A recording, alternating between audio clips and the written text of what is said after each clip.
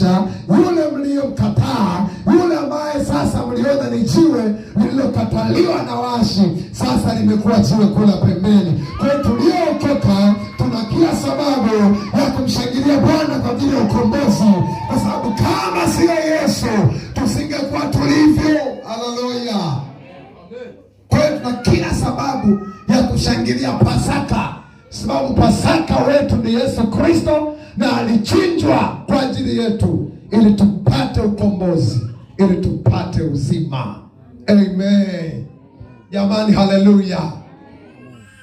Ngoja nikueleze kidogo uweze kuelewa Pasaka ilianzia wapi na kwa nini tunasherehekea Pasaka.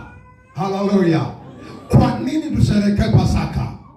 Unajua Pasaka ipo kwa sababu kabla ya Pasaka kulikuwa na utumwa, kulikuwa na mateso,